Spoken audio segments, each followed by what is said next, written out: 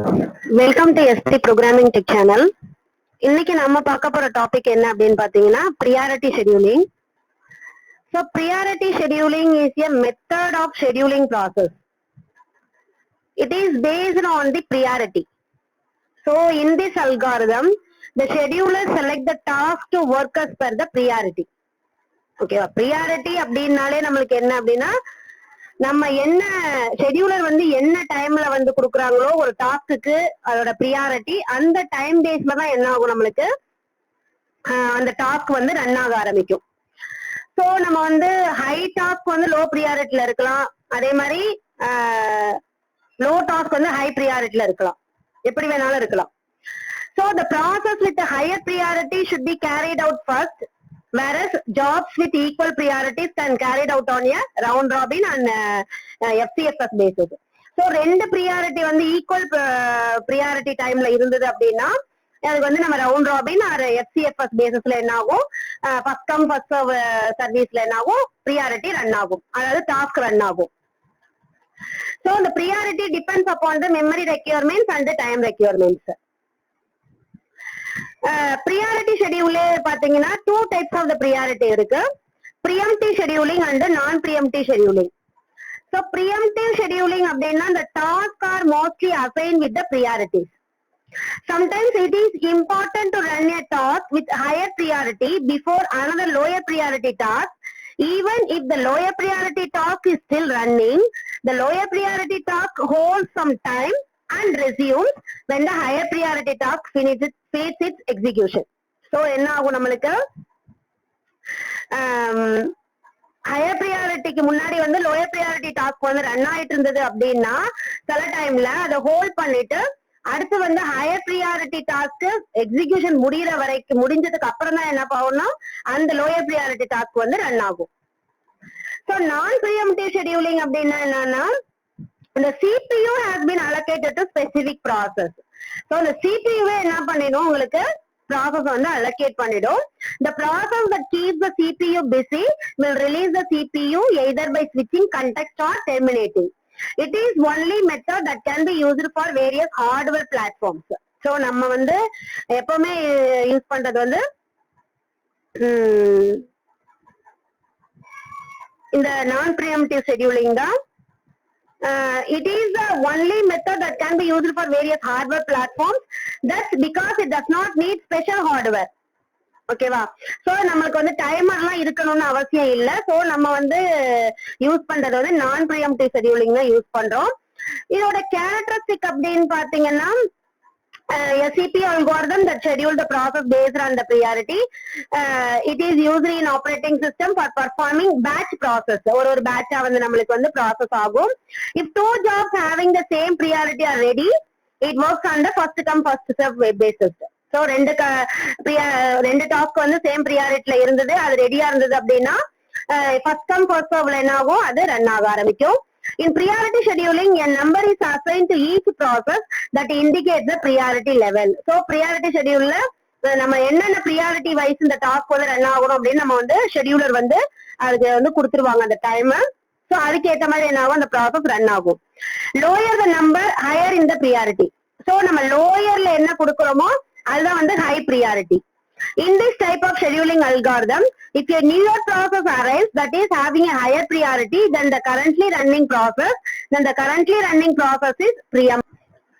So இதோட implementation process என்ன அப்படின்னு பாத்தீங்கன்னா first input the process with the arrival time, burst time and priority. So நம்ம என்ன பண்ணுவோம், input user கிட்ட இருந்து வாங்குவோம், arrival time and burst time and priority.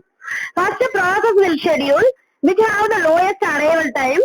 If two or more processes will have the lowest arrival time, then whoever has higher priority will schedule first. So third step என்னன்னு பாத்தீங்கன்னா now further process will be scheduled according to the arrival time and the priority of the process.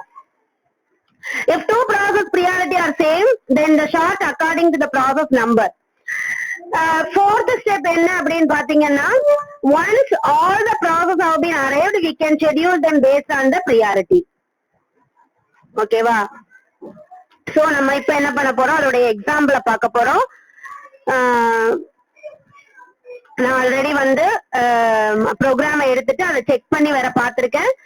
கரெக்டா தான் run ஆகுது. So நம்ம அந்த program எடுத்துப்போம்.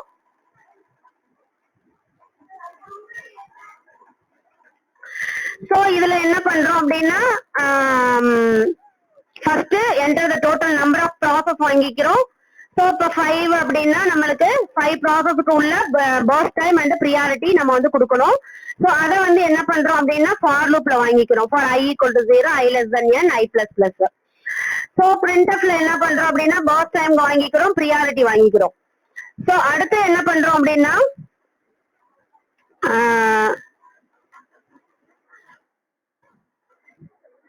அடுத்து வந்து நம்ம இதை வந்து சார்ட் பண்றோம்.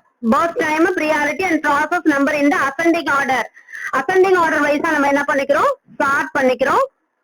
சோ அதுதான் இது for i = 0, i less than n, i plus plus. அந்த பொசிஷன் என்ன பண்றோம், சார்ட் பண்ணிக்கிறோம். ஓகேவா?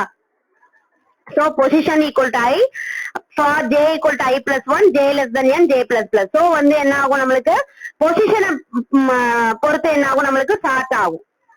என்ன பொசிஷன்ல இருக்கு, ப்ரியாரிட்டி பொசிஷன்ல இருக்கு அப்படின்னு பார்த்துட்டு அதுதான் நம்ம சார்ட் பண்ணிருக்கோம். அதுக்கப்புறம் waiting time for the first process is 0. Already உங்களுக்கு தெரியும் ப்ராசஸ் ஷெட்யூலிங்லேயே வந்து ஃபர்ஸ்ட் வெயிட்டிங் டைம் கிடையாது, 0 தான் இருக்கும். ஃபர்ஸ்ட் ப்ராசஸ்க்கு 0 தான் இருக்கும் வெயிட்டிங் டைம். அதுக்கப்புறம் தான் நம்ம என்ன பண்ணுவோம், கால்குலேட் த வெயிட்டிங் டைம். சோ இங்க என்ன பண்றோம், வெயிட்டிங் டைம் கால்குலேட் பண்றோம். for i = 1, i less than n, i plus plus. Waiting time வந்து இனிஷியலா 0 தான் இருக்கும். அதுக்கப்புறம் என்ன பண்ணணும், இன்க்ரீஸ் ஆயிட்டே இருக்கும். சோ ஆவரேஜ் வெயிட்டிங் டைம்னா டோட்டல் டிவைடட் பை n. அப்ப டோட்டல் = 0. ஓகேவா? அதே மாதிரி அடுத்தது வந்து பிரிண்ட் பண்றோம். Process, burst time, waiting time and turnaround time. Already உங்களுக்கு டர்ன் அரவுண்ட் டைம் எப்படி கால்குலேட் பண்றதுன்னு தெரியும். எப்படி அப்படின்னா first time plus waiting time. ஓகேவா? சோ நம்மளுக்கு வந்து TAT வந்து burst time plus waiting time. அதுக்கப்புறம் வந்து டோட்டல் என்ன பண்ணுவோம், அந்த TAT வந்து டோட்டல்ல வந்து என்ன பண்ணிருக்கோம், பிரிண்ட் பண்ண சொல்லியிருக்கோம். ஓகேவா? அதே மாதிரி ஆவரேஜ் டர்ன் அரவுண்ட் டைம், அதே மாதிரி average turnaround time, average waiting time ரெண்டுமே சொல்லியிருக்கோம். ஸோ ஆவரேஜ் TAT என்னன்னா டோட்டல் டிவைடட் பை n. அதே மாதிரி ஆவரேஜ் வெயிட்டிங் டைமும் total divided by n. So லாஸ்டா என்ன பண்ண சொல்லிருக்கோம், அதை பிரிண்ட் பண்ண சொல்லிட்டோம். சோ இப்போ என்ன பண்றோம், இத Ctrl X கொடுத்துட்டு ரன் பண்ணுவோம். சோ நம்மளுக்கு கம்பைல் பண்றதுக்கு GCC அதோடைய file name .c -o pre. இந்த -o எதுக்கு யூஸ் பண்றோம் அப்படின்னா அவுட்புட் எப்படி வரணும் அப்படிங்கிறதுக்காக நம்ம என்ன பண்றோம், அதை பக்கத்திலே கொடுத்துக்கிறோம் அந்த நேம்ல. சோ நம்ம அடுத்து என்ன பண்ணுவோம், கம்பைல் பண்ணிட்டோம். இப்ப // என்ன பண்றோம், அவுட்புட் எதுல நம்மளுக்கு வரணும், ப்ரீ அப்படிங்கறதுல வரணும். சோ அதுதான் நம்ம இங்க ரன் பண்ணணும். So total number of process வந்து நான் 5 கொடுக்குறேன். இப்ப நம்ம வந்து ஒண்ணுக்கும் first time and priority time கொடுக்கணும். சோ பர்ஸ்ட் டைம் அப்படிங்கிறது 6 கொடுக்குறேன், ப்ரியாரிட்டி வந்து இதுக்கு வந்து 5 கொடுக்குறேன். அதே மாதிரி பர்ஸ்ட் டைம் வந்து இதுல 8 கொடுக்குறேன், ப்ரியாரிட்டி வந்து 1 கொடுக்குறேன். அதே மாதிரி P3 ப்ராசஸ் 3க்கு வந்து பர்ஸ்ட் டைம் வந்து 9 கொடுக்குறேன், இதோட ப்ரியாரிட்டி 4 கொடுக்குறேன்.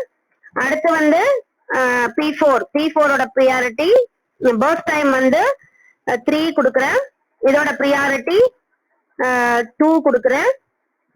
பர்ஸ்ட் டைம் வந்து 4 கொடுக்குறேன், இதோடைய ப்ரியாரிட்டி 3 கொடுக்குறேன். ஓகேவா? சோ இப்போ வந்து ப்ராசஸ் 2 தான் ஃபர்ஸ்ட்ல இருக்கு. சோ இதுல பாத்தீங்க அப்படின்னா நம்ம என்ன சொல்லிருக்கோம்னா ப்ராசஸ் வந்து P2ல தான் என்ன பண்ணிருக்கோம், நம்ம P2க்கு தான் பர்ஸ்ட் டைம் 8, ப்ரியாரிட்டி 1 கொடுத்திருக்கோம். சோ பர்ஸ்ட் டைம் 8 வந்துருச்சு, வெயிட்டிங் டைம் 0 தான் starting waiting time, turnaround time 8. ஏன் அப்படின்னா first time plus waiting time தான் டர்ன் அரவுண்ட் டைம். சோ 8 + 0 8. அதே மாதிரி P4 அடுத்து என்ன பண்ணணும், ப்ரியாரிட்டி 3 கொடுத்திருக்கோம். பர்ஸ்ட் டைம் வந்து 3, P4க்கு வந்து ப்ரியாரிட்டி 2 கொடுத்திருக்கோம். சோ வெயிட்டிங் டைம் 8 வரும். அப்ப டர்ன் அரவுண்ட் டைம் 3 + 8 11 வந்துருது. அதே மாதிரி P5 தான் ப்ரியாரிட்டி 3. சோ அதோட பர்ஸ்ட் டைம் வந்து 4. அப்ப வந்து 3 8 வந்து 11. So waiting time 11. சோ 4 + 11 15. அதே மாதிரி P3 வந்து 9, பர்ஸ்ட் டைம் வந்து 9, அதோட வெயிட்டிங் டைம் 15. சோ 9 + 15 24 வந்து டர்ன் அரவுண்ட் டைம். அடுத்தது வந்து P1. P1 என்னது பர்த் டைம் வந்து 6, அதோட ப்ரியாரிட்டி வந்து 5. சோ நம்ம என்ன பண்றோம் 9 + 15 24. சோ இங்க வந்து 24 + 6 30 turn around time. So average waiting time வந்து 11, ஆவரேஜ் டர்ன் அரவுண்ட் டைம் வந்து 70.